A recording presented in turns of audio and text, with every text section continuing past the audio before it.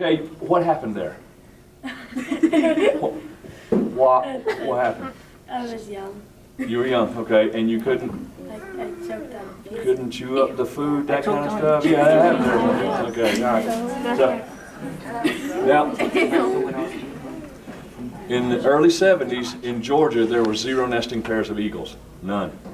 There's a little chemical out called DDT, and farmers used to spray that on their crops to get rid of the bugs.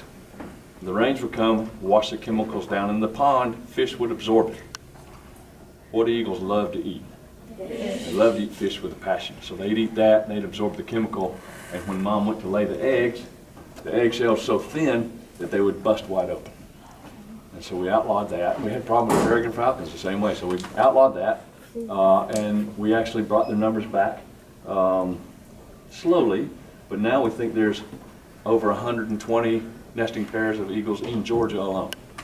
In 2007, we actually delisted them. We took them off the federally endangered and threatened list. Why? In the back, in the corner. Because they're so large and they eat so many other smaller ones. Actually, just population. Population is coming back up, sure. Now, can you hunt these? No. They're still protected under the Bald Eagle Amendment, migratory bird treaties, that kind of stuff.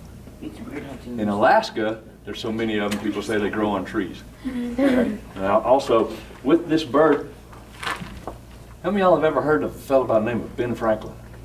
Yeah. What did he have to do with the bald eagle?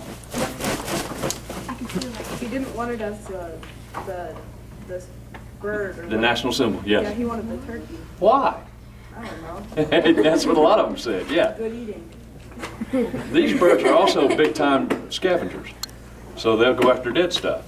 And Mr. Franklin saw an eagle stealing food from another bird, and he said, you know, that's a bird of low moral characteristics. The turkey is a much more nobler bird, but he was outvoted, so that's how we got it.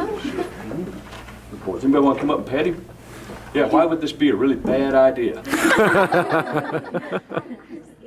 Because it's a very nervous animal. Yes, and? I don't know. Very short collar. Yeah, they have some sharp talons and a pretty sharp beak, yeah. Make a fist, squeeze as tight as you can. About 100 pounds of pressure per square inch in that grip, okay? He's got about 500 pounds of pressure per square inch in his grip. And one of the things he's doing is, you know, I'm not really sure about what's going on here. I'm not sure about the tree branch that's underneath me. That's my glove and arm. If you put your hand up in his face and he doesn't know you, he would go into survival mode.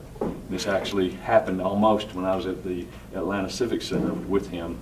He was on my arm, had a man come up, put his hand in his face and ask me, what kind of tricks does he do?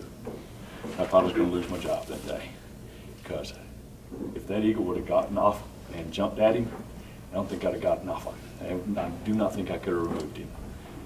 So I said, real calmly, put your hand back in your pocket, and we'll talk about it. And so he did, and then he ended up apologizing. He said, I had no idea. I didn't know they'd do that. Yeah, it's a wild animal.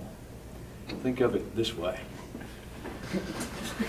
A 4-year-old sees an old gentleman at the park bench sitting there, okay? There's a dog right next to him, and the fellow says, hey, mister, does your dog bite? The elderly gentleman said, no. And so the kid went over to the dog, started to pet it, and it chewed him up one side down the other. I mean, just ate him up. And he backed off from the thing. He said, dadgummit, I thought you said your dog didn't bite. He said, I did say that. That's not my dog. Be very careful of what you see and that of what we don't know about it. Sure. I related that story to that gentleman also, and he said, you know, you're right. It's not always we like something that it's going to like us.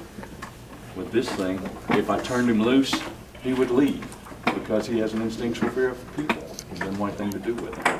But I've worked with him long enough to where he feels a little bit more comfortable, and we can take him around to programs. Can we go back in the hotel?